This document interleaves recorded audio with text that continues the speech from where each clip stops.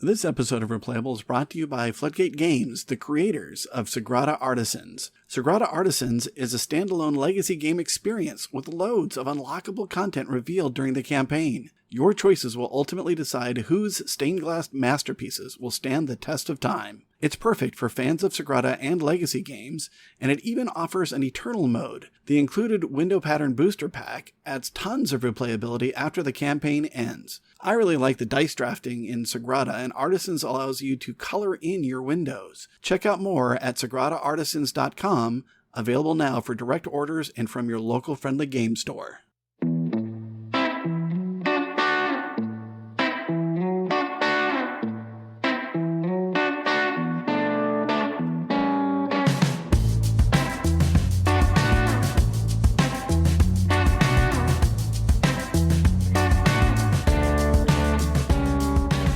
Welcome to Replayable, where we go into depth on our favorite tabletop games that keep us coming back again and again.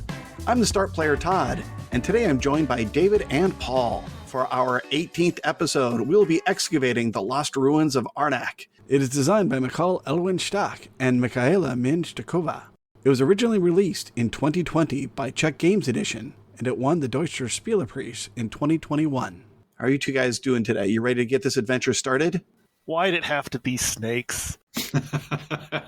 Yeah, I'm ready. Let's dig in. Pun intended. Right? Hey, throw me the idol. I'll throw you the whip. Lost Ruins of Arnak blends deck building, multi-use cards, and worker placement mechanisms. Players explore an uncharted island, excavate ruins, and discover artifacts to gain victory points. They manage resources, defeat guardians, and advance along a research track, all amidst an adventurous theme of archaeology and mystery. I think this game has an underrepresented theme. I mean, there aren't a lot of games out there that have that archaeology, Indiana Jones style theme. Where do you think this one fits? Has the theme gotten enough representation? Does it need more? What are your thoughts here? There's not a lot of games with this theme, but I feel like most of the games with this theme are very good, at least all the ones I can think of. Yeah, that's so true. I mean, if we're making a Mount Rushmore of these themed games, kind of all of them go on Mount Rushmore because there's just a handful of them, surprisingly. And it's potentially a problematic theme, right? Because it's the potential of cultural appropriation, which I think this game actually deals with, fairly well. But I was really surprised to see how few games are actually in that theme. I feel like I got a bunch of them, and I was looking through my shelves and I saw like Karuba. Oh, right. But Karuba, that's an abstract. It could be anything, really. It's just they put some jungle plants on the perimeter of the board and called it an exploring game. Exactly. I have and play Thebes often, as well as Diamant or Econ Gold and Lost Cities. Right. So if we're talking about Mount Rushmore, I would definitely say Lost Cities is probably one of the first ones you put on there. I mean, from 1999, it's one of the older games, but right next to it, same year, would have to be Tikal. I don't think we can argue either one of those. Okay, let's hear it. I do not enjoy Tikal at all. For me, it's just exercise and analysis paralysis. It is, yes. Yeah, it shows its age that way, but thematically, it's very strong. And I think it's a fun game. I used to play it online, and it played very well online because I didn't have to sit and wait for you to, do 8 of your action points and then take back 2 and then try to do another thing and then take back 3. It's whether it's AP or just trying to chart your way forward, there's a lot of downtime between turns. So async, it played really well. I think it's a good game, just nobody ever wants to play it because it takes forever. Okay. If you're going to replace that, which game do you throw in there instead? I put Thebes up there, or the similar Mykarinos. I mean, it is an archaeological game, but instead of adventure, it takes players through the research and learning required. I guess it's more realistic that way. Okay. I don't get the same adventurer vibe from Thebes, though. 100%. It's not about that. Well, I think the difference is Thebes is about actual archaeology, and these other games are about movie archaeology. I mean, you got dig time. Well, yes. Like, yes. I'm going to be in Istanbul digging for the next 6 weeks. Like, that's part of the game. Yes. That timing. So then let's move on to a third option. I think you got to throw Diamant / Incan Gold up there. Yeah. Don't you have a special name for it for your kids? My kids call it In or Out. But usually, we talked about it before, the way kids play, it's basically just in. Yeah. Until you die. Yeah.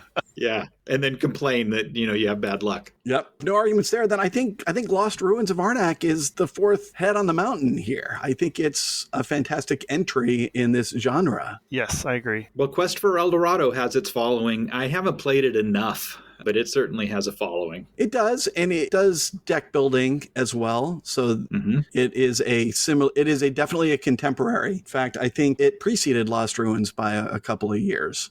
But I think Lost Ruins is the better game. What is it about Lost Ruins that works so well? Well, going back to Call, I think Lost Ruins has a very similar try to solve the puzzle of how efficient can I be in my turn. However, Lost Ruins breaks it up and says, oh, you can only do one thing, and then it's everybody else's time to go. Right? Yeah. Yeah, maybe To Call would be better. It was kind of blowing my mind a little bit. Maybe To Call would be better if we just gave it the Lost Ruins treatment and we took one turn at a time rather than you get 10 actions before I get to go. What if we applied the Thieves time track idea to the action points into Call?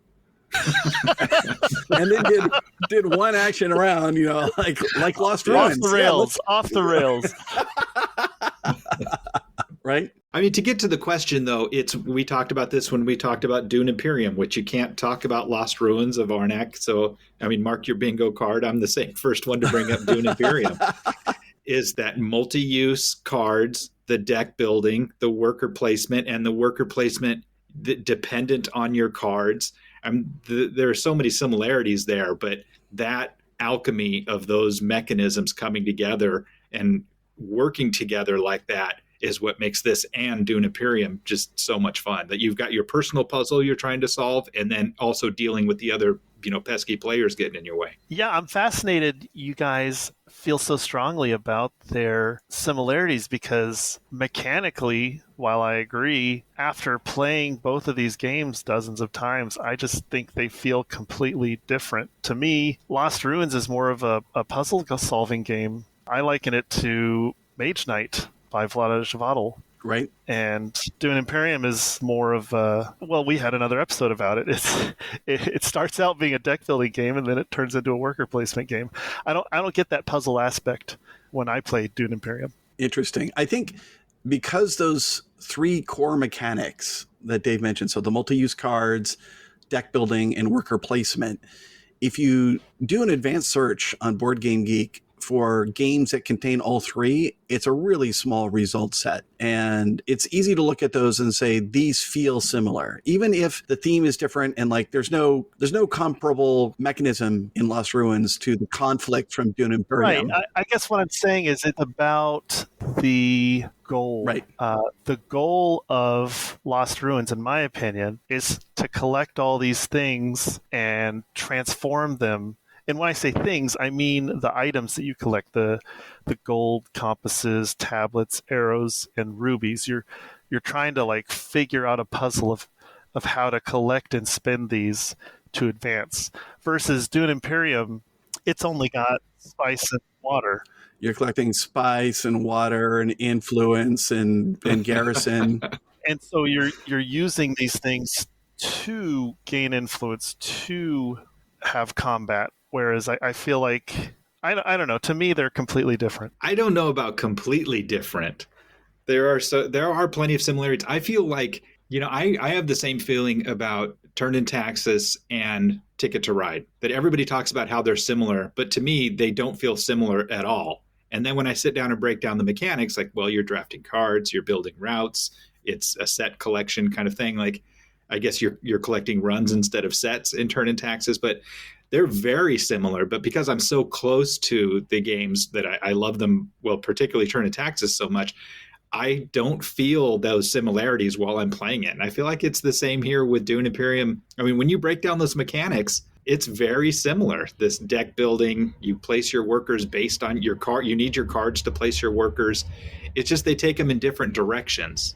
Now, what if we had a battle arena in the middle of the island in Lost Ruins? Would that? Hold your horses. Or maybe there's a boss guardian. Yeah. There's a boss guardian that we all have to fight, and we all contribute to it, and you get rewards based on that. Kind of like, the champions of Midgard, the people are coming from the north. No, but really, though, the mechanisms are similar. But in Lost Ruins of Arnak, I'm really competing with the puzzle of the game, which is what I'm hearing Paul saying. Whereas in Dune Imperium, I am in some ways competing directly with the other players. You are. I agree with that. And I think there's a scale issue, right? Because Dune Imperium is a race to 10. And a winning score in Lost Ruins is 70, 80? Dependent. I mean, it's really swingy. It depends on a lot of things, especially the expansions you're playing with or what side of the board you're using. Yeah. But either way, it's more than 10. A lot more. Yeah, it better be. Let's talk about some of the things that you do to acquire all of those points. First off, I'm really interested to hear your thoughts on Guardians versus the Temple track. Because in the base game, when you're doing the exploration, and of course you explore a new space, it's being defended by a Guardian. When you defeat that Guardian, if you're able to, it's 5 points, right? 6 points. Because you don't have to take a fear card. Don't forget that the Guardian helps you after overcoming it. Yes, 6 points and a resource. So let's talk about, are they comparable? What's a good mix? I don't understand the verses. Can you help me out? Like, why are you framing it as either or? Yeah, I was thinking the same thing. So are you thinking of, say, a Guardian strategy versus a Temple track strategy like you might have in Great Western Trail or something like that, where you're pursuing one of 3 specific paths or something like that? Is that what you had in mind? Absolutely. Yes. I think when you're talking the base game, when we're not using the leaders from the first expansion, I think you have to have a blend of both of them. You have to explore and deal with Guardians, and you have to move up the Temple track. I don't think you can ignore one for the other. I don't know. It depends, I guess, on how many players there are. I think what you cannot do is allow one person to get all of the bonuses. If you allow somebody to collect, say, research bonuses with their notebook, I think you've just let them win the game. Yeah. You have to compete for those. Oh, you mean like the spaces up the research track where you get something for taking it first? The first to get there, right? Right. Yeah, I think that's a great point, Paul, because what I was thinking about why these aren't path-dependent trajectories that you can go on is because there aren't really limited resources. But I think you bring up a good point with those Temple track rewards. But when you look at all of the different spaces that you can explore on the board, it's not really limited. It's not like if I don't explore them, I'm leaving them for the rest of the players to explore. Or if I don't go all the way up the Temple track, then somebody else gets to go up the Temple track. There's not really much competition there because there aren't limited resources, except for, as you say, those Temple track bonuses, which even just a compass here and a piece of gold there, that really adds up, and one compass can make a huge difference in your turn. Yes. Sure can. And even with exploration, I think there's going to be certain sites that give juicier bonuses for people. Like, would you rather just get an extra gold or a tablet or even untap an assistant? Mm-hmm. Some are going to be much more valuable than others.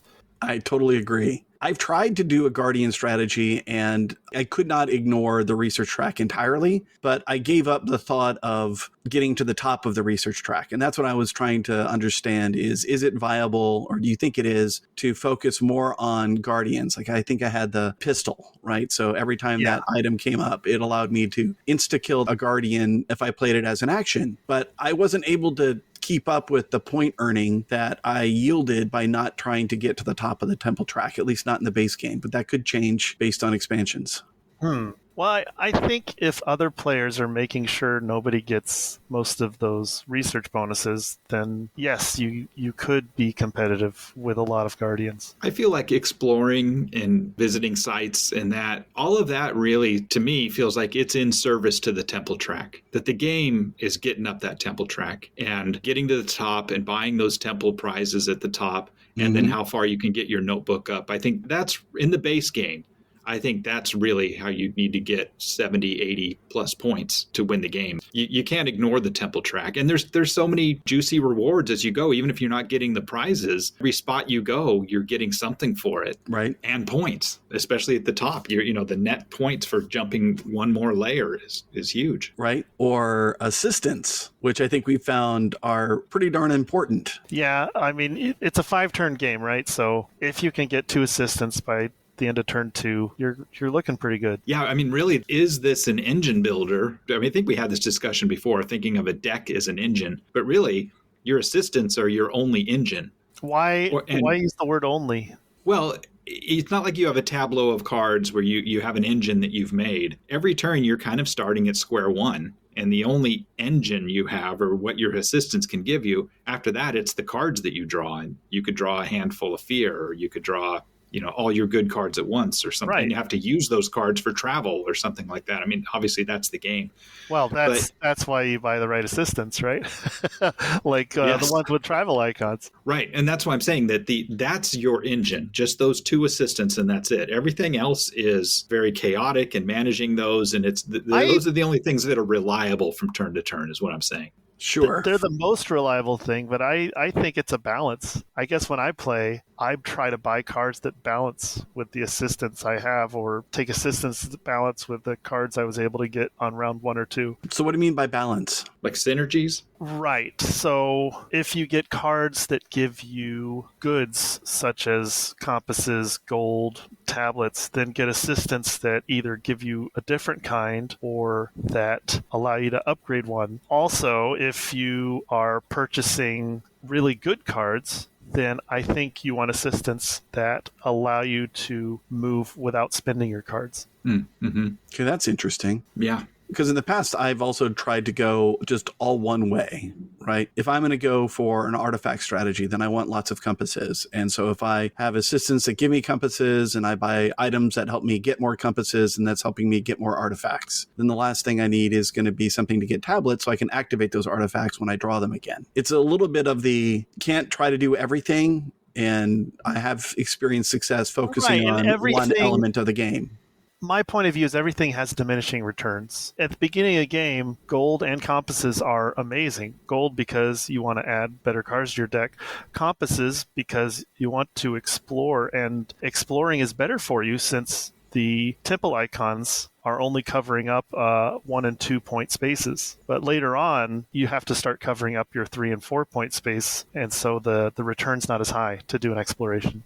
Right. I think compasses are as valuable throughout the game because you use them to explore early and then you use them for artifacts late. Because generally with artifacts, it's great if you can see it a second time and trigger it with the tablet. But really, when I buy an artifact, especially, turns 4 and 5, I'm buying it to use it right now and, I'll never see it again. So Right. Those compasses that I was exploring with is now just straight up giving me resources based on the artifacts I'm picking up. Or points. The points is very important factor if you're only going to use it that one time. Right. Yeah, those artifact points range from 1 to 3. Okay. And on items, something similar, right? Yeah, it comes down to how do you want to play the game? What kind of deck do you want? Do you want a really thick deck with 20 cards in it? Or were you able to get some excellent cards in the first couple rounds, and so you want to keep your deck super thin so you can play those cards over and over and over again? Mm-hmm. I think the game tells you how to balance items and artifacts, because in the beginning of the game, there's a bunch of items available, only one artifact available. So early game is about picking up those items that you're going to see multiple times and trigger for free. And then later in the game, it's all artifacts available that you're going to buy, use once, and then just store it in your deck for points at the end of the game. And so that sliding moon staff as it moves along is giving you a subtle hint that here's the balance between items and artifacts as to where we are in the game. Right. And along that train of thought, how do you feel about managing your fear cards? I think it depends on your deck. If you have a really thick deck with tons of items and some artifacts, then you don't mind having a bunch of fear cards. Right. Versus if you're trying to play the same item over and over again, like let's say you get binoculars or a lantern early, I think you want to keep your fear cards out of your deck. Yeah, and it's such a great element of the game is those fear cards. Like it's -1 point. So what? I'll make up for that somewhere. That's no big deal. But when the fear cards are 30%, 40% of my deck, well, now it's a problem. Yes. Great balance. It's also dependent on what phase of the game you're in. I think the first half of the game, everybody still wants to go to the sites, which you can go to with a fear card. But later on, Right. after a bunch of explorations happened, then you really don't want to see those fear cards anymore. Yeah, right. They're useless. Unless you have an assistant that turns a boot into something good. Or you want to spend a plane to go to a campsite. Yeah. Yeah, don't do this. But let's talk about that. So this is one of those things, and this is a similarity to Dune Imperium, right? In that those symbols, whether we're talking about the boots, the ships, the cars, or the planes, dictate where you are able to place a worker on the board. Right. And even more so on the snake side. Right. What are your thoughts about keeping in mind your symbols as you are building your deck? I never have. other than the fear discussion we had. Yeah, I'm the same way, and I'm wondering if that I just haven't hit that level of play in the game. But usually there's a way to mitigate it. Like I can always charter a flight. Like if I got to get some gold to do it, of course. But yeah, how does that work, Dave? And somebody has to remember to tell you the rule when they're teaching you the game. This is when I first taught Todd the game. My strategy when teaching people a game is they have to earn all of the rules. I don't give them all the rules up front. And I failed to tell Todd that you could at any time pay 2 gold to charter a flight. So you mired out somewhere where you couldn't make a move that you wanted to make, and you had 2 gold just sitting there that I didn't bother to tell you that you could use. Exactly. But did you win the game? Actually, I did. Yeah, so that's why I don't give you all the rules. I need a chance. Usually chartering a flight is a bad idea. Well, yeah. But what I mean is, like, I like to play with slim decks when I can and get those great cards that you're going to be able to reuse. And suddenly when you are culling cards out of your deck, you're starting to think, wait a minute, I just culled all my ships. And what am I going to be able to explore? Do I need to still get back to spaces that require ships? Or do I have a plane ready now, whether it be a guardian bonus that I can use once? Or do I have the gold or whatever to be able to get back to a ship space if I need it? And especially those spaces at the top of the board, when you display them, they require 2 symbols to get to the level 2 spaces or whatever we want to call them. Right. So I think it's important that you keep track of which symbols you have in your deck. Interesting. I guess so, but if I'm looking at the row of items and I'm going to buy an item, I'm going to buy the best item kind of regardless of the symbols that it's giving me. And if I end up with a deck full of boats, then I'll just zag accordingly. I don't think you paint yourself into a corner if you don't do that, but you might miss out on opportunities like I'm going to go explore and I'd really like to go get that idol, but I need cars to get to that idol and I only have boats, so instead I'll take this idol. It's just a little zag, but I don't think you painted yourself into a corner. Happened to me many times, actually. Yeah. Yes. Right. All right. We're talking about the advantages of coins early and compasses maybe throughout. And then we've got all of these other items, right? We've got the tablets and we've got arrows and we've got rubies. Is there a chart here? I see that you guys wrote this. I'm not sure I agree that a coin equals a compass equals a tablet. Well, that's just how it's designed. If you look at all the campsites, they're all equal value. Yeah. So you can either get 2 coins or 2 compasses or 2 tablets or 1 arrow, or you can pay a card for a ruby. And then if you look at the level 1 sites, they're all at 3 value, except for the one that gives you free item. And then if you look at the level 2 sites, they're all at 4 value, according to coin, compass, tablet are equal, arrows worth 2 of them, and rubies kind of worth 3 of them. Well, the upgrade mechanism, and I guess we could put upgrade in, I don't know how you do air quotes on a podcast, but the upgrade mechanism suggests that the tablet can be upgraded to an arrowhead, and an arrowhead can be upgraded to a ruby. So it kind of gives some hierarchy there. But really, when you're playing the game, the value is what you need. Like I might have 2 rubies and I need a tablet to advance my magnifying glass or something like that. Then I don't care that rubies are more valuable. What I need right now is a tablet. So it's very situational as to the value of these things. And I don't necessarily think that a ruby is X factor better than a tablet. Well, like Todd said, it's just an equivalence that I think the design put into the game. Yeah. And if you look at the research track, it's the same way. The side-by-side steps are equivalent in air quotes, as you said. Right. Yeah. One side might have a ruby, and then the other side has an arrowhead and a gold coin. And so those are intended to be equivalent. Right. Right. But because a coin cannot be upgraded to a compass cannot be upgraded to a tablet, I think of those as being less. Even if value-wise they are equivalent to a tablet, they are still less than because there's no upgrade path for them. Yeah, but those are what you use to add better cards to your deck. Yeah, compasses are the bomb. I mean, you can turn compasses into the other resources by buying the artifacts. Like they're amazing. Or by if you can exploring. have compasses. And yes, that's true. Yeah, coins you can either move with coins, or you can add items to your deck. What I think we're getting at is that I think it's a fine balance. And I mean, there is a suggested hierarchy in there, but when you're in the muck, when you're in the jungle swatting your machete, like you need an arrowhead, you need an arrowhead. Right. Like its value is what you need right now. That's absolutely true. And how many times you get to the end of the game and you're like just staring at the board and you're trying to generate an arrowhead or, and you're like, there's got to be a way somehow, and it's not there. How right now is right now, though, Dave. Yes, like when you start your turn, you got 5 cards and 2 archaeologists, and you can try and map out everything you're going to do, although other people are certainly going to get in your way. So how right now is right now, and when do you want to save up on all these artifacts and goodies that you can collect? That's so true. The game amazes me every time I play, the differential between what you can accomplish on turn 1 versus what you can accomplish on turn 5, even though you still only have 2 archaeologists. Okay, now you do have 2 assistants. But you still only draw 5 cards. But on turn 5, I might move one of my items halfway up that temple track or more and discover a new site and defeat a guardian and, just all of this. In turn 5, it's like you're, super powered, you're Batman showing up with the utility belt and like taking everything down. Right.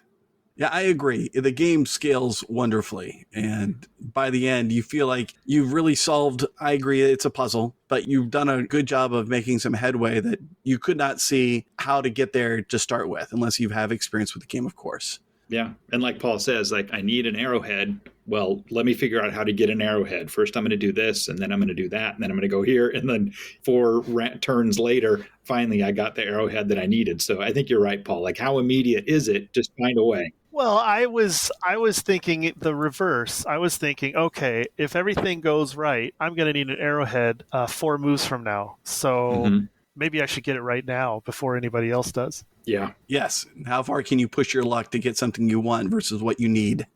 Right. The tension of other people getting it before you. Is this game fiddly? Is it fidgety? Sometimes I think yes, and sometimes I think no. I haven't decided. I think it's not entirely because of the production value. I love all the little bits and bobs and handling them and listening to them. And so that just makes me completely forgive the fiddliness. Yeah, the production's beautiful. I mean, I tend to think it's not fiddly. But at the same time, if your rule book has a page of rules that you may have forgotten, then I think that means you're a little fiddly. Remember to refresh your assistant after an upgrade.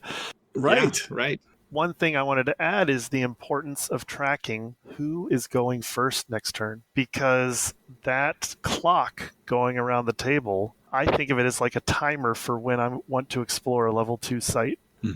If I'm going to get it next, then that's when I want to go explore a level 2 site for 6 compasses. I think that's a great point. Do you think that the moving clock is a flaw in the game? Like, do you think there should be some way on the board where I can manipulate turn order rather than just looking at in a 3-player game, we're going 5 rounds. 2 people get to go first twice and 1 person doesn't. Like, is that a flaw in the game?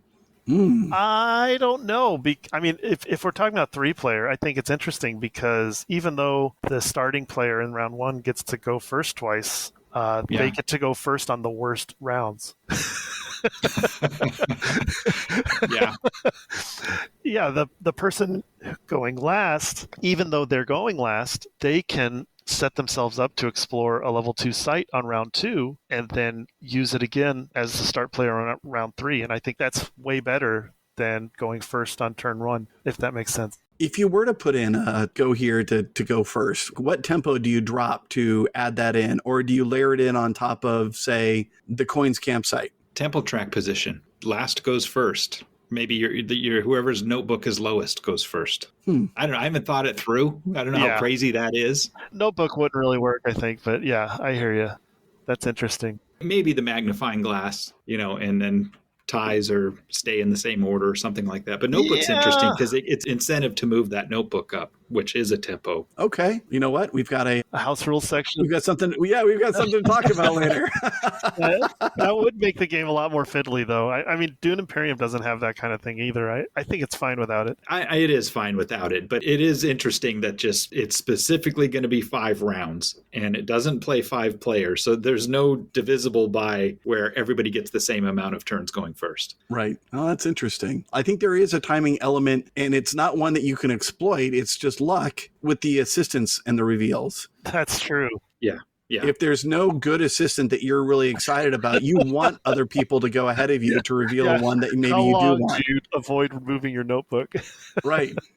And the same is true for the card row. Yes. One thing I love about the base game is the card row can become stagnant, and especially on the last turn, it's like, okay, who has enough temple research moves left to wait out everybody else on the card track? Because somebody's got to spend their gold coins first because they're going to be worth 0 points unless they buy something.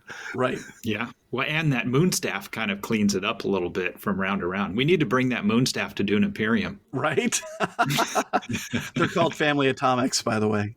What I'm saying is, no. I think the stagnation in the card row is something you can strategize around. So yeah. I don't want to add more chaos. I don't like how the expansion gives you a red staff that wipes 2 things every turn. Is that what it is? It's 2 things? I'd forgotten what that rule is, but I know it has a symbol on that staff. Yeah, so it's the red like, staff. oh, the blue staff isn't good enough. Here's the red staff. Just remove 2 on both sides. Right. Yeah. No, thank you.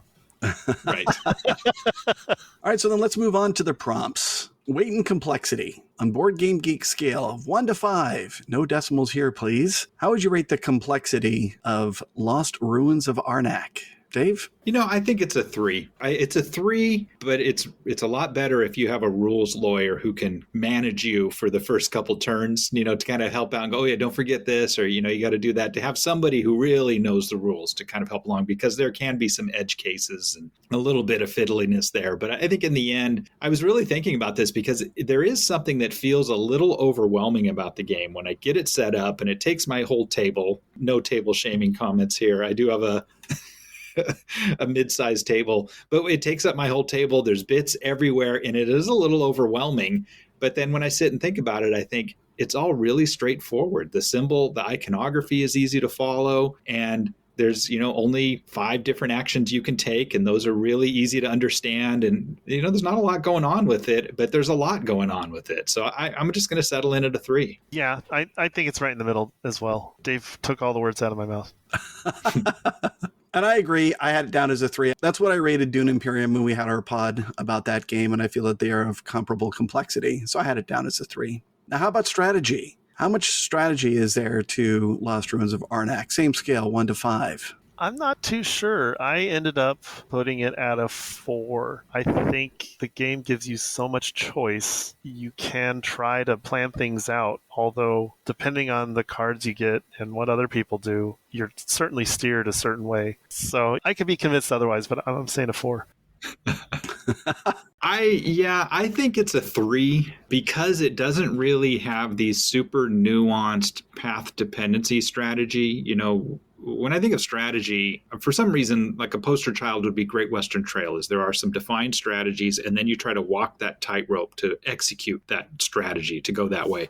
And in this way, I think if we're not playing with the leaders, we all kind of have the same strategy. We're all trying to do the same thing. But like Paul's saying is, how you're going to chart your path there and be able to move as the game moves and people take your resources or your positions. It does start to get a little difficult when you're thinking, you start planning your moves in your head. Like, I'm going to go here and get this, and then I'm going to use that to move up the track here, and then I'm going to use what I get there to do this, and then, oh, wait, I don't have that arrowhead. Hold on, let me start over. Now I'm going to do this first and then do that. Like, in between turns, I'm doing those calculations over and over and over, and then it comes to my turn and somebody took the spot I want to do. Like, oh, I got to start over. So it does have that, trying to plan 3 turns ahead. But still, in the end, we're all trying to do the same thing. I think the strategy is on the surface. I don't think there's a lot of deep nuance to it, and I'm going to put it at a 3. Yeah, I agree that there's room for strategy, right? I can say that I want to do more Guardians or more exploration and try to focus on that. I still need to climb the temple track to some extent, but then it does become tactical, right? Because the things that I want to do may not be available, or you took the assistant that I wanted and revealed either a better one or a lesser one. Same thing with the cards. So there are going to be times where you need to be opportunistic, and strategy is going to yield to tactics. And so I also had it down as a 3. And you even said something that I'd like to come back to and talk about. You said without the leaders expansion. Maybe we just do it now. If we talk about the expansions, does your answer for strategy change from a 3 if you include leaders? I don't know if it changes, because the leader gives you a set strategy. So this leader means you go for artifacts, or if you get this leader, it means you're going to race that temple track, or you're going to go fight guardians more. So the leader gives you a path that you're going to follow. So is that more or less strategy? I think it depends, because it's a little bit less because you're told exactly what you're supposed to do. But right. it's also a little bit more, because now how do I win the game when I'm super strong at beating guardians, but I don't really have any help going up the temple track, whereas maybe you've got something that helps you up the temple track, or I don't remember all the details on the different leaders, but right. How am I going to turn this leader into more points than your leader is going to churn for you? So that might increase it a little bit, is that learning how to maximize this leader that I get. But at the same time, it puts you on training wheels a little bit. So I'm not allowed to use decimals, but just for fun, I'll say it moves it up to a 4. Paul, do you have thoughts on strategy incorporating the leaders expansion? If I was playing with the leaders expansion, I would definitely lower strategy to a 3. No question. Because of those training wheels? Well, yeah, it takes away your Agency, exactly. Yeah. And it reduces competition. That's right. true. It does tend to put players into their own swim lanes to focus on what each of their leaders can do. I feel like it decreases strategy because it provides one to me. So you might say, well, no, that's more strategy because now you have something to follow, but like I didn't choose it. And whenever I get to a point in the game where I need to make a decision, I have experienced the most success when I default to doing what is best for exploiting my leader's capabilities. Even if there's something that I as a player might think, oh, I really want to do this other thing, I think that might be good. It may or may not. Doing what my leader does well has just about always been the better decision to make in the long run. For me, that would reduce strategy. So if strategy is a 3 for me in the base game, I would knock it down to a 2 for playing with leaders. Yeah, you guys convinced me. It does. It decreases the strategy. I agree. Well, that was lucky. So let's talk about luck.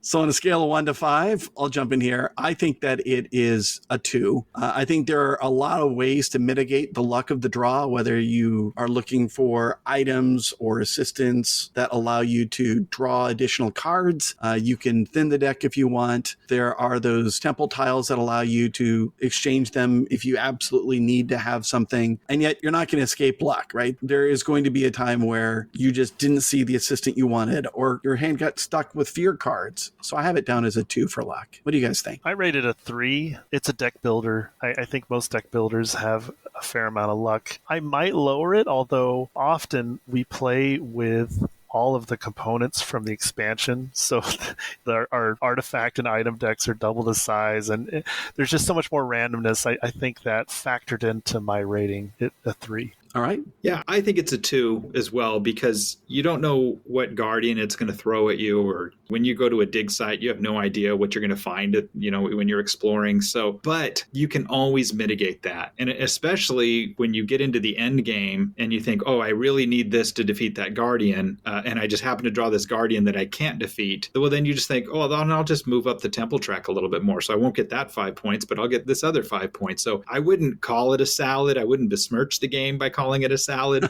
But towards the end of the game, there does start to become those trade-offs where I can't get this, but I can get this, which is the same or, maybe one less point. You can usually find a different way to go when you feel like you're being unlucky by what you're drawing. Yeah. Theme. How well do you think the theme has been integrated with the game? Dave? Well, we touched on this a little bit. I mean, I'm going to put it at a 4. I mean, I maybe could put it at a 5. I guess I don't know why I'm being stingy with a 4. What else do I want out of life? But it's such a beautiful game. The art is great. The components, like Paul was saying, these big chunky arrowheads and these big tablets, and it's such a wonderful game. And it really evokes this exploration and danger and all of that. I think it just does really, really well. And, base camps and the integration of the theme with the mechanisms. I've got travel costs. I got to take a boat if I'm going to go up there. Of course. I got to take a car if I'm going there. Of course. Or, airdrop or whatever I'm going to do. Or stay at base camp. And I've got assistants to help me. Like, all of those things aren't just random elements in the game. They integrate very well, theme and mechanism. So I'm going to go with a 5. I'm going to move it up. I'm going to call an audible right here. I was going to say, did you just talk yourself into a 5?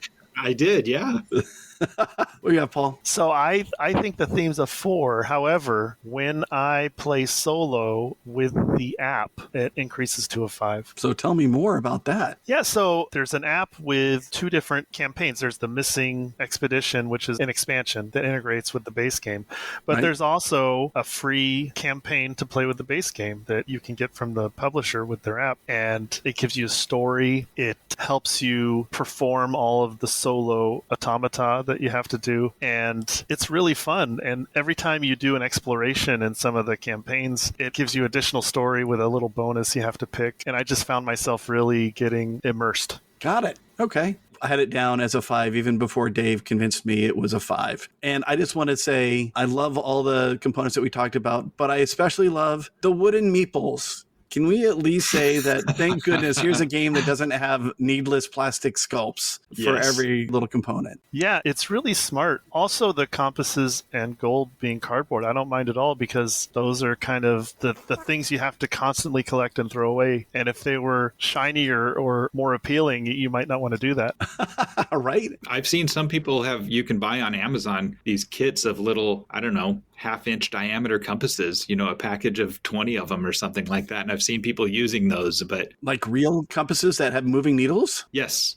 And they're little tiny compasses, and people have replaced them out in their game. It seems, the same reason I don't like metal coins, and there's a certain level of chrome that I think starts to get in the way of playing the game. But I'm happy with the cardboard ones too. But I've seen people, kind of spruce it up a bit. I will say that I have been tempted to give the tablets a little light wash just so that the recessed... They look aged. And the recessed carving that they have in them, pops just a little bit more. I may still end up doing that.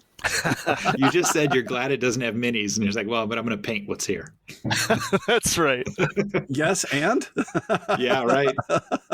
All right, so what's your favorite player count? I don't know. Most of my plays have been 3-player, and it's great. I've also loved 4-player, so I guess I'll guess that 4 is the best, but I really don't know. I think 3-player only because 4 starts to get a little long. In some games, that 4th player, you feel like it's a richer experience, but I don't feel much of a difference between the 3rd and 4th player. And part of that is there isn't a ton of competition on the board. Maybe somebody else will get the site that I want, but like I said, I can mitigate that and try to find another way to get those resources that I want. So I don't feel like somebody's going to get left out in a 4-player game or something like that as much. So really my only differentiator between the two, because they feel very similar to me, is that 4-player game's getting into the 2-hour mark. So I'm going to pick 3. Okay. I had 3 for the same reason, time versus tension. And as we'll get to, our games run a little bit long anyway. And so I would rather play with 3 and get the enjoyment of the game and be done than potentially have more tension with a 4th player, but then have it take another 45 to 50 minutes beyond what the 3-player game is taking. So least favorite player count. So staying within the published range, which is 1 to 4 on the base game, what's your least favorite number? And by the way, the game can still be good at this number. I'm not saying it's going to be a bad experience. For me, it's 2-player. I don't like the head-to-head in this game, but as you said, I think the game is great at all player counts. Yeah. Yeah, I'm going to agree there 100%. 2, to say it's the worst, that means I prefer 3 and 4 a little bit more. And then, like Paul was just saying, with that campaign, one player is right up there with 3 now. The one player, the solo game is a lot of fun. So, I would definitely say 2, but I'll play it at 2. I'm happy with that. Right? We've had some good 2-player games, you and I. Yeah. 2 is also my answer, and I'm going to steal a page out of your book, Dave, and say that there's that zero-sum issue where in a 2-player game, if I'm going to get the points, you're not, and vice versa. And I realize that the starting campsites get throttled down, right? You put the wave tokens over the certain ones that you're not going to use, but still, it feels spacious. So for me, 2 is not as enjoyable, but I still really enjoy the game. And calling back to something we talked about earlier, I don't mind playing leaders with 2-player, but I'd rather not use leaders on a 3 or 4-player play of Lost Ruins. Interesting. I hadn't thought about that. We're coming up on talking about expansions, but I hadn't thought. So I have a few minutes before we get there to think about that comment. But that's interesting. I like that. So let's talk about minutes. So what's the actual playing time? Because the box says 30 minutes per player. I think your data is better than mine, Todd. I've experienced about 30 minutes per player and the data I've taken. Okay. Well, mine's close. 1 or 2 players for me is an hour. But I guess 1 player is almost like 2 players because you're playing a widow hand or a dirk hand. My experience, especially with the campaign, because there's some extra reading and some extra fiddly stuff you got to do, it's taking me about an hour to play a campaign scenario. I think the second one is a little shorter, so that I got that done in 45 minutes. But then after that, I would add 30 minutes per player. Okay, so you're saying that a 3-player game is 90 minutes. Is 90 minutes? Is that what the data shows? That because that's my guess. No, our data shows we're close to 3 hours. I mean, we're like over 2.5. Are you counting setup? Because setup's 45 minutes. Well, I was not a part of those games, Todd. Well, my experience has been it's closer to 45, 50 minutes a player in those 3-player games. And I think at that point, it's why I say I don't want to play 4 or would prefer not to, because I don't want to add another 50 minutes to an already 2.5, 3-hour game. But if we could get down to 30 minutes per player, absolutely, let's do it. Right. Well, we played a couple weeks ago when you were out, and it was a 4-player game that took exactly 2 hours. So then I'm the problem. That's what I'm So you're the problem. No, it was without leaders, and I think everybody was familiar with it. So okay, yeah, I don't know. The teach can go a little bit long, although it is an easy teach actually. But having a new player, there's a lot to think about, and that can really slow us down. And we've had new players on many of our plays. So okay, expansions. Let's talk about it. There are 2 published expansions. Let's talk about them both. I know we've covered leaders so far, and we've touched on the Lost Expedition. What are your thoughts here? The missing expedition, yeah. That's it. Well, I think leaders is worse and it's more fun. And both of these truths exist. So worse than what? Worse than base game. This is Schrodinger's expansion. Yeah, worse than just playing the base game. I think they're both amazing for solo play. Okay. Yeah, that's a good point. I'm thinking for the 3 or 4 player game, but this is what comes up every time we talk about expansions, that our group likes a tight competition. And some people just like to, get out on the Autobahn and open it up and see what it can do. And the leaders really do that. We've seen our scores are 20 points higher when we're playing the leaders because it's high octane. Right. This is the game on steroids. From what I've seen, leaders is a very popular expansion. People love it because I think a lot of people like to play the game and they want to excel. They want to just dominate, and maybe not dominate as far as beating the other players. Of course, people want to do that, but you want to get in there and feel like you're just Indiana Jones out there, just accomplishing everything that you want to accomplish. Where I think we as a group, we like a tighter competition. Like we're as happy with a low scoring game if it was a fun fight than if just everybody got to their maximum score and one person happened to win, and just in general on games. So that's my experience with the leaders, is that everything's easier and you're able to accomplish everything you set out to accomplish. Except the research tracks. Yeah, Paul hit it. Okay. We could play base game rules on different research or temple tracks. I love using the new research tracks, just taking one out and adding it to the base game. Love it. Oh yeah, that variability is great, and I do like how the different temple tracks focus on a different part of the game. Like assistants are going to be more important here, or guardians are going to be more important here, depending on what that temple track has. Yeah. About the leaders, Dave, you said that we like the tight competition, and if it's a low-scoring game, that's fine. That's true. But another way of looking at it is we like our competition like during the game, but by the end of the game, it may no longer be competitive, right? We've had games where, the leader is way ahead, and you could kind of see it coming just based on the fact that he competed better during the earlier rounds. Mm-hmm. And I think one of the benefits to the expansion, and yes, sure, it's going to put people in their swim lanes, or it might make you focus in other areas and it's all high octane. People are going to be more competitive at the end of the game. I've been thinking about it more that when is that perception of competition? Do you want it every round? Do you want it every turn? Or do you want it at the final scoring? How are you defining competitive? Yeah. That's the thing. So leaders, it makes the game even more heads down. Like you almost don't have to care what anybody else is doing. You just focus on yourself and how efficient you can be. Exactly. And yeah, I think what Dave and now me are saying is we want our games to make us lift our head, look around, and try and get in other people's way. Right. And there's still some of that happens, right? Like if I want to explore a level 2 temple space, I'm going to need 6 compasses to get there. I look around at your boards and I see, do any of them have 6 compasses in reserve ready to do that? Or can they feasibly get there? And sometimes I don't think you can, and then you surprise me. But that does factor into my decision as to when I go for it. Mm-hmm. Yeah, it's not multiplayer solitaire, but the leaders, I think whoever said it, it makes it a little more heads down. Yeah. Which we like to drink each other's milkshake. I like the leaders, and I agree with Paul. I like the added temple tracks. I think that's great variability. Yeah, and I think the cards and the new assistants and new idols add to the theme. I especially recall the last game we played where I think I was second on turn 1 and I got a dog. And then on round 2, the cat came out and somebody else got the cat. And it was just fun to see how they were completely opposite. Like the dog gives you a compass and helps you collect resources from an unoccupied site, but the cat gives you gold and only helps you collect resources from an occupied site. Yeah, it only helps you when it wants to. Very thematic. Yes. Well, but how I led this off with, though, as much as I complain about that, I found the leaders to be very fun. Yes. I really enjoyed playing with the leaders, but I did not enjoy scoring 90 points and losing, or however it went. I didn't like being that high octane. Got it. The missing expedition? So that I've been having a lot of fun with. So like Paul was saying, that really dials up the theme because there's a story that integrates really well, and you move through the different temple tracks and you start with various things on the board that you need to go out and explore. It does a really great job. I haven't played with that one yet. I'm hoping that it shows up under the Christmas tree.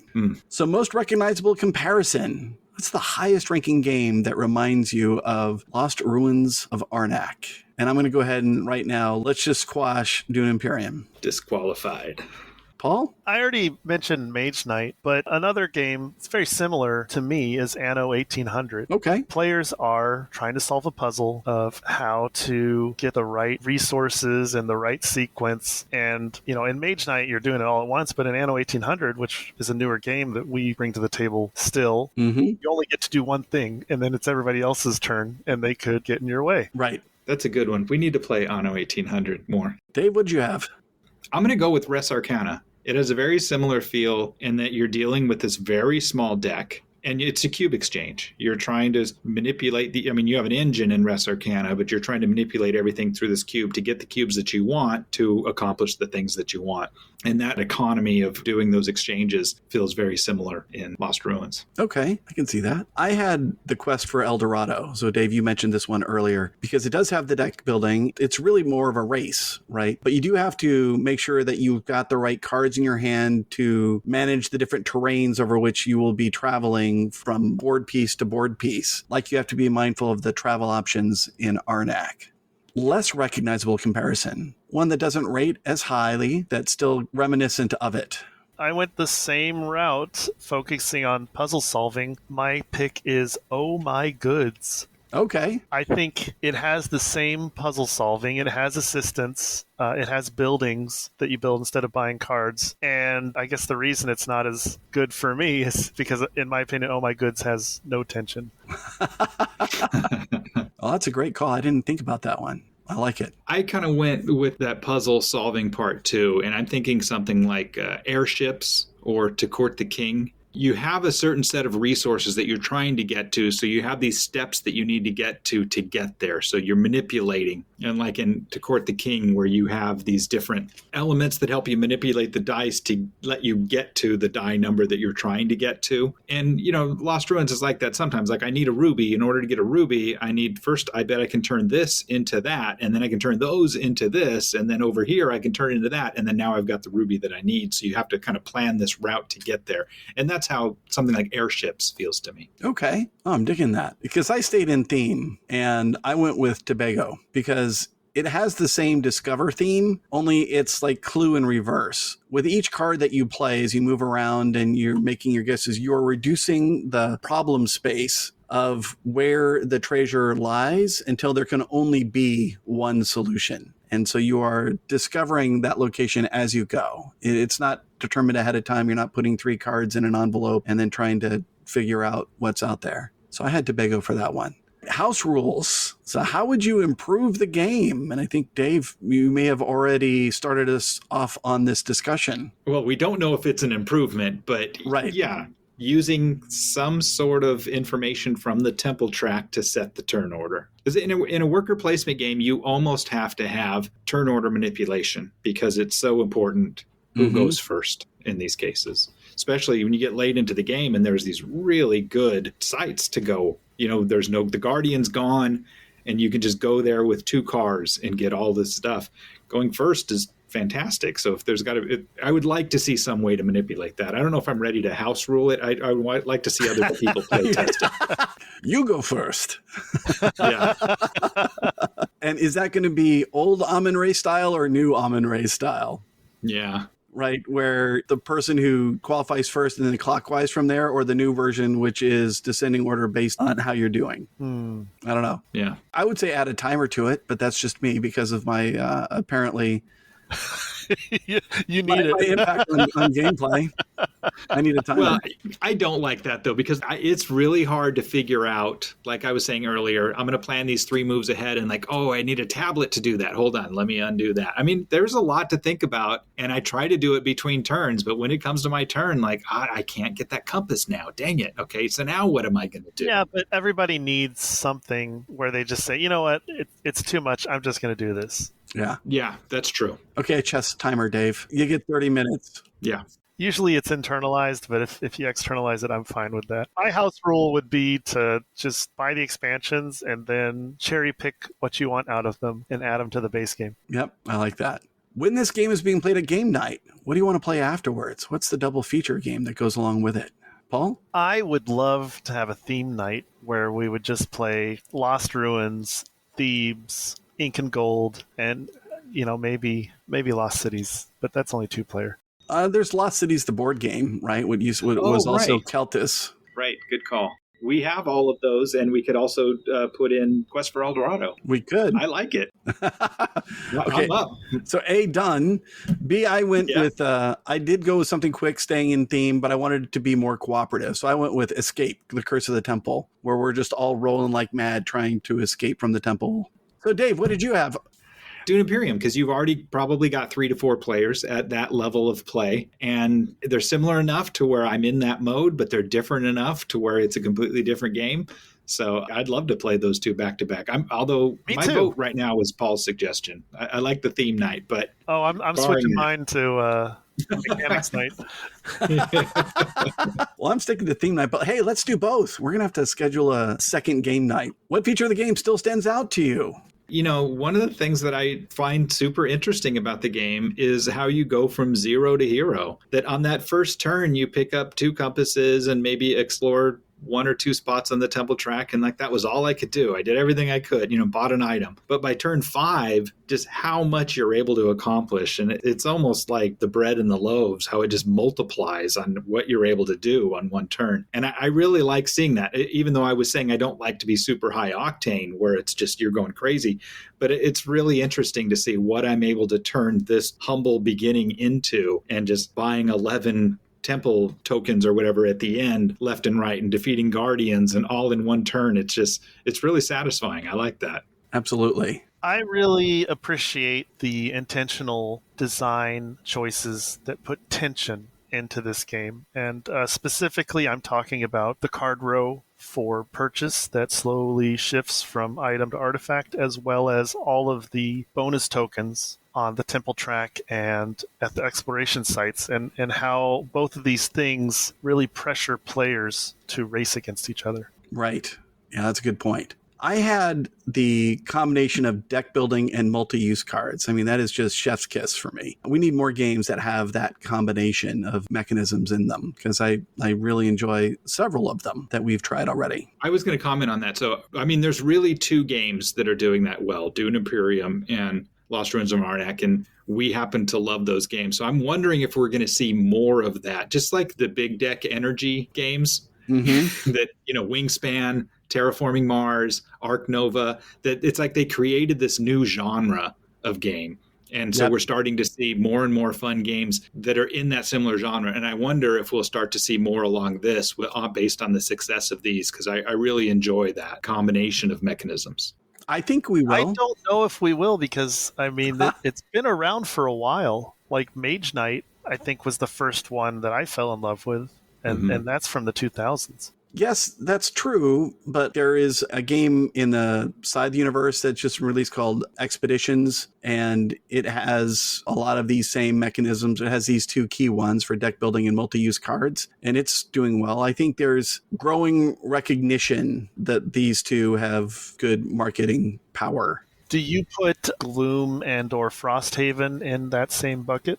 If you combine those two, the answer is going to be yes. Like if you say it's deck building and multi-use cards, and you do that search, you will get Gloom and Frosthaven back. But Gloomhaven has deck construction. It doesn't really have the deck building that through the course of one play of the game where you're building, and then it doesn't have worker placement. I see. Okay. This is like, we were going along for a long time where after Dominion, we've got this concept of deck building where you're building the deck throughout the course of the game. And then we had worker placement starting from wherever that started. And then it was like, you got your chocolate and my peanut butter. Like, you got your deck building in my worker placement game. Like, no, you got your worker placement in my deck building game. And they married so well together in these two games that I feel like I'm hoping we're going to see not an explosion, but a few more of just great games with this mechanism combination. Got it. Not a lot of games with that specific combination. You throw worker place on it, it gets even smaller.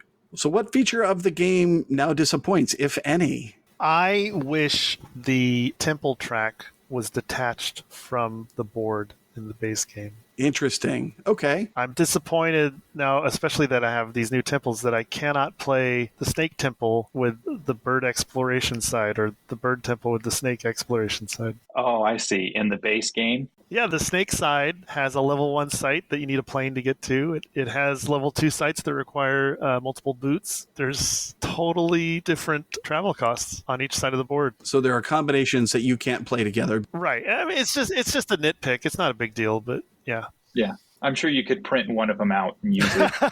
If I really wanted to. Right? Yeah. But the other 4 tracks are overlays. Correct. That you get from the expansions. So that works out well. But yeah, so there's really only 2 combinations that you can't do. Correct. Yeah. Okay.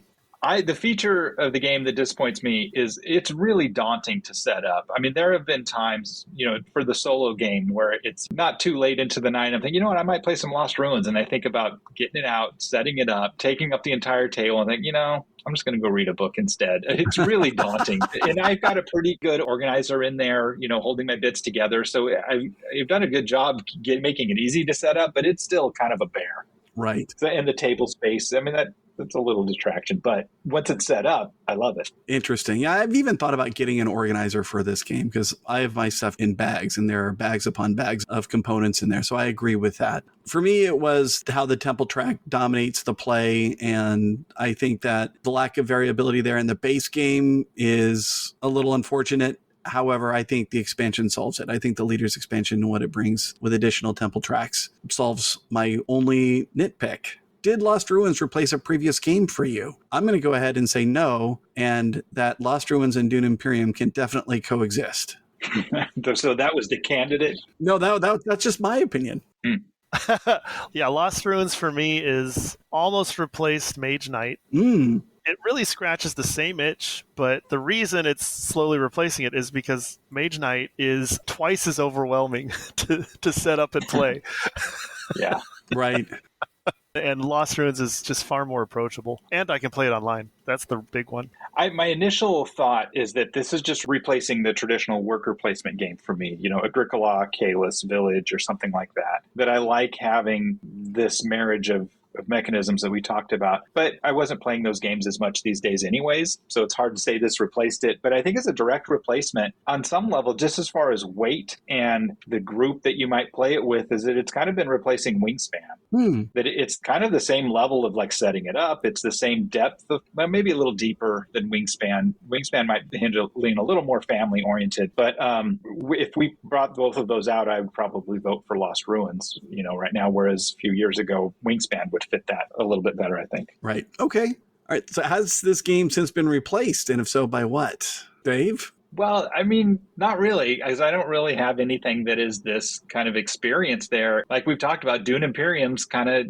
set up shop on the same corner, but there's room in my heart for both of them. So it hasn't been replaced, especially with the missing expansion just coming out, that it's pretty hot on my list right now. Right. Paul? Yeah, definitely not. Yeah, I agree. Nope, not at all. So soundtrack. What music would you like to listen to while playing? Honestly, I wouldn't mind listening to some ambient nature sounds. Okay. like a jungle or some other soundscape, but I can't think of another game that fits better with John Williams' Indiana Jones scores. Right? Scoop of vanilla, scoop of chocolate. Don't waste my time. Well, I agree with that, but at the same time, when you get outside of the famous hook, it's a movie soundtrack. So there's a lot of discordant noises and screams and adventure sound. I mean, it's a little intense to try to have that playing while you listen. I mean, think of the ride, the Indiana Jones ride at Disneyland, if you've been on that. Like there's a lot going on to try to play a game to. So my answer is actually the same as Paul's. I want some ambient jungle noises. Some, monkeys making noises in the background and bird noises and whatnot. I think that's perfect for this. Okay. Interesting. Well, I'm sticking to Raiders of the Lost Ark. And by the way, it is Raiders of the Lost Ark, not Indiana Jones and the Raiders of the Lost Ark. Showing your age there. I know, Right. I know. So rating. On Board Game Geek's scale of 1 to 10, no decimals, how do you rate Lost Ruins of Arnak? I have it rated as a 7. It used to be at a 5, but several plays have made me realize how interactive it can be, which I like. Excellent. Yeah, I remember when we first played it, you were a little underwhelmed. And so it actually makes me happy to see you kind of coming around to it. I rate it a little bit higher. To me, it's an 8. And that might just be recency bias. As kind of I settle down after going through the campaign a few times, I might move it down. But right now it's an 8 just because I'm excited to play it and I'm really having fun with it. Well, it's interesting that we picked this order because I had it as a 9. I love this theme. This is one of my favorite themes in games. This along with Alchemists. I don't know why. These two just, if there's ever an adventuring alchemist, I think I'm probably going to be done. That'll be the last game I buy. I really enjoy it. And the tactile sensation of dealing with those bits and everything, I think the game is great. It's a 9. If the playing time comes down to where it should be, it could even creep into the pantheon of 10 games for me. Wow, that's high Awesome. praise. So last question, is it replayable? And if so, how soon would you want to revisit this game? Dave? I mean, obviously, it's highly replayable, and frequently for me right now because of the missing Expedition expansion, but also with the multiple temple tracks and all of the add-ons that they're bringing to it with the expansions, it's getting so much variability of setup that's really helping the replayability as well. As you are getting unique experiences, throw in the leaders on top of that, you're getting these fun, unique experiences every time you play, so it's fresh. I agree. This is actually my favorite game to play on Board Game Arena. I think it's perfect for an asynchronous board game. And so I am always in a game of Lost Ruins of Arnak right now. Wow. Okay. And I think it's completely replayable and I would play it often. The one challenge I have with asynchronous games, just in general, is I lose my train of thought as to where I am in the game. And so oftentimes I find myself having missed a play that I wanted to take. That's just my challenge. So I definitely prefer the in-person version of the game more, but I think it's an exquisite implementation online.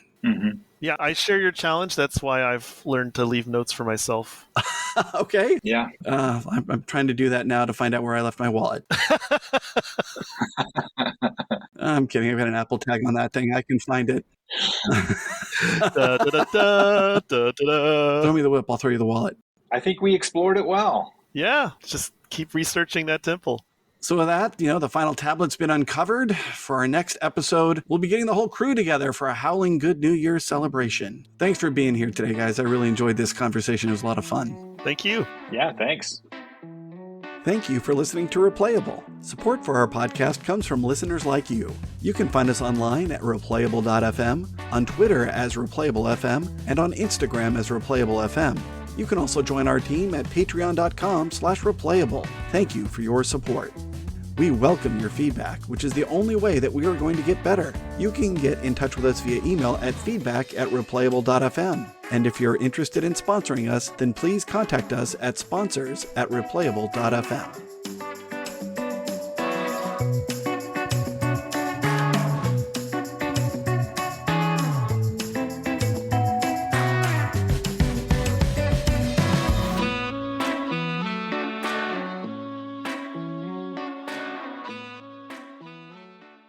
This episode of Replayable is brought to you by Floodgate Games, the makers of lasting games like Sagrada Artisans. Their motto is creating everlasting experiences through gaming, and that idea resonates with us here at Replayable. As a group of friends who have been enjoying weekly game nights for over 15 years, we have many fun memories that were forged over the gaming table. Gaming is what brought us together and keeps us coming back again and again. Thank you to Floodgate Games, creating everlasting experiences through gaming.